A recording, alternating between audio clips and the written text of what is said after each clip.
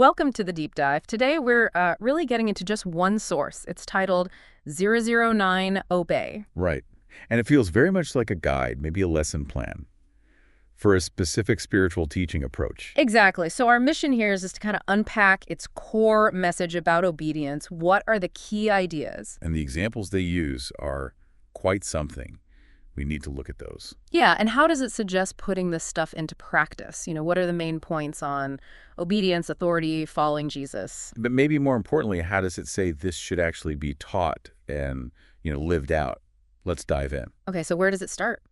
Well, it jumps right in, setting things up by showing Jesus as a servant. A servant, okay. And it points out three things about servants. They help people. They've got a humble heart. Mm-hmm.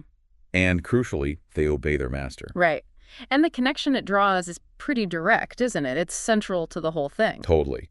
Just like Jesus served and followed God the Father, the person learning this is called to serve and follow Jesus. It even pulls in scripture like Mark 10.45 about Jesus coming to serve. And Philippians 2 about having that same attitude, humbling himself, being obedient. Yeah, it really grounds this whole obedience idea in Jesus' own actions. But then, interestingly, it pivots straight from Jesus serving to his authority. Ah, okay. How so? Just flat out says Jesus has all authority in heaven and on earth. Yeah. Quoting Matthew 28:18. And because of that authority, he's given believers specific commands. Yes, and the source is really strong on this authority point. It says he has more authority than, well, anyone. Parents, teachers, government. Everyone combined, yeah. That's the claim. And that's why his commands come first. They're presented as like top priority, non-negotiable. Exactly.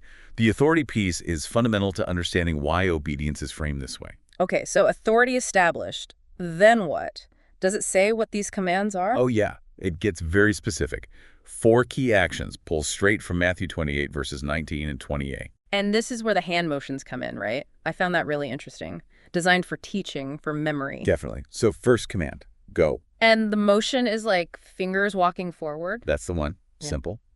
Then second, make disciples. Okay. And for that, it actually links back to motions from another lesson in this system, something called simple worship. Ah, so it's part of a bigger structure. Makes sense. What were those motions? Praise, pray, study, and practice. 4 parts to making disciples, visually. Got it. Okay. Third command. Baptize them. And the motion's putting one hand on the other elbow, moving it up and down, like an immersion gesture, maybe. Could be. And the last one. Teach them to obey all he has commanded. Right. And the motion for that. Hands together like a book, moving back and forth, like you're teaching from it. So 4 clear commands, each with a little physical cue. Very teachable. Exactly. But it doesn't just stop with what to obey.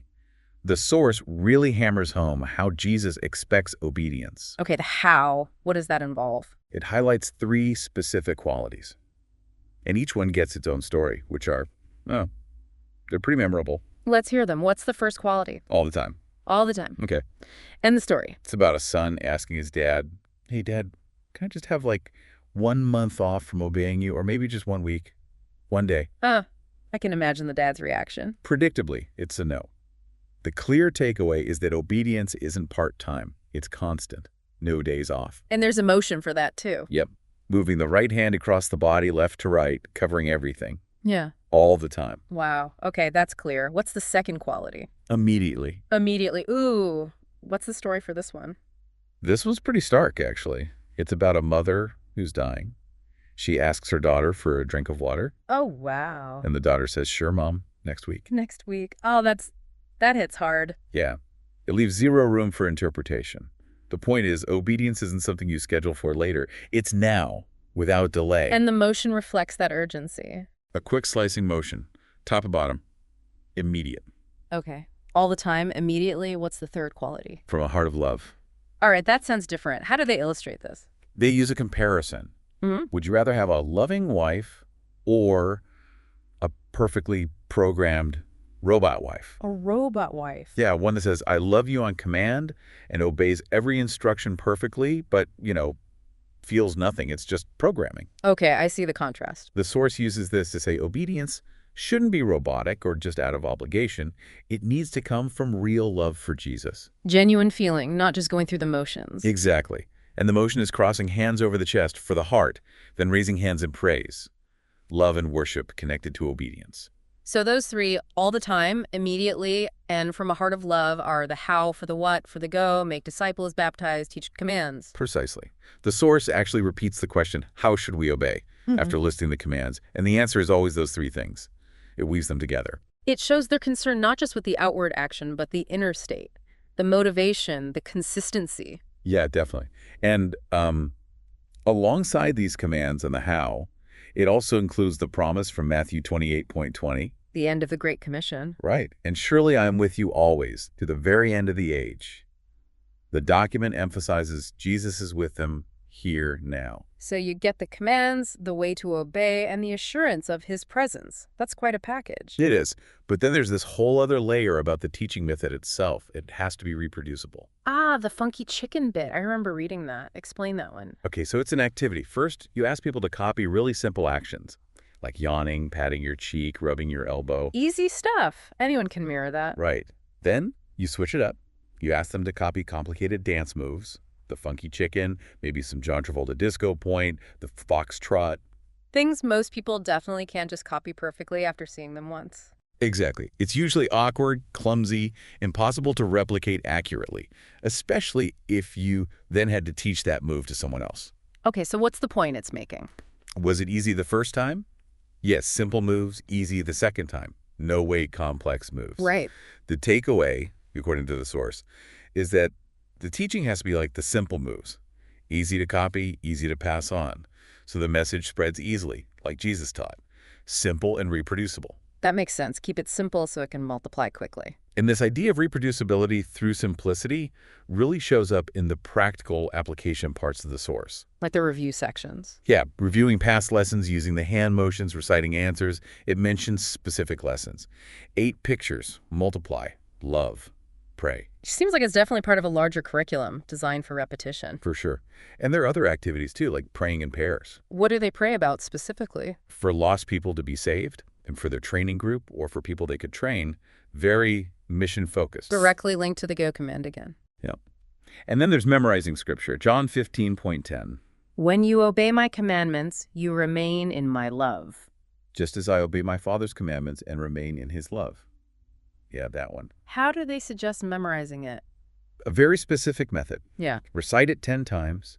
Start by reading it, then try it from memory. Even involves standing up and sitting down. Very physical, very repetitive. Designed to stick. Okay, what else? Practice. This is key. People pair up and practice teaching this very lesson to each other. And the instruction is to teach it. How? Exactly the way you did. Asking the same questions, reading the scriptures, answering the same way. Pure replication. Wow. And then? Then they have to identify someone outside the group that they will teach this lesson to. So it's not just practice, it's immediate deployment. Take what you just learned and pass it on right away. Absolutely. It's training for action, not just knowledge. And the ending activities seem to really drive the points home visually, the skit. Right, building on the true foundation. They use volunteers. A narrator reads Matthew 7, wise man, foolish man, rock, sand. The storm comes. Yeah, they even use water and wind sounds to show the wise builder's house standing strong because he obeyed, and the foolish one's crashing down. So obedience equals a solid foundation for life, especially tough times. A very direct message. Very direct. And then maybe the most concrete application, the Acts 29 map. Acts 29, interesting title. What's the map about? Learners get poster paper, pens, markers, and they draw a map of the place God has called them to go. A literal physical map. Yes, with roads, landmarks, maybe symbols for key places like homes, schools, hospitals, mosques, churches, markets, wherever people are. And this map represents their obedience to the go command. That's explicitly stated. It's their plan, their mission field visualized, and they're meant to present it later. It even gives tips on making a good map. Wow. From abstract command to a hand-drawn plan of action. It makes go very tangible. Okay, so looking back at the source, Yeah. It's incredibly structured, step by step. Yeah. Starts with Jesus' example, builds on his authority, gives clear commands with actions, defines how to obey with these memorable stories. Emphasizes simple, reproducible teaching methods. And then layers on all this practical stuff. Review, prayer, memory, practice teaching, the skit, the map. It really covers all the bases from concept to action. It's designed as a complete package, isn't it? Yeah. Not just for understanding, but for immediate doing and teaching. Embedding that go and teach them to obey right into the lesson itself. So, thinking about all this, the authority, the need for immediate obedience, the heart of love, the simplicity, that map, what really stands out to you? For me, it's that relentless focus on action and reproduction. Understanding is step one, but it's clearly not the goal. The goal is doing and teaching others to do, Hmm. building life on that foundation. Yeah, that comes through loud and clear. And here's something maybe to chew on based on this source. It insists obedience must be immediate or from a heart of love, not like that programmed robot. But what does that really look like day to day? In the messiness of real life, beyond those clear-cut, almost parable-like stories, how does that ideal translate when things aren't so black and white?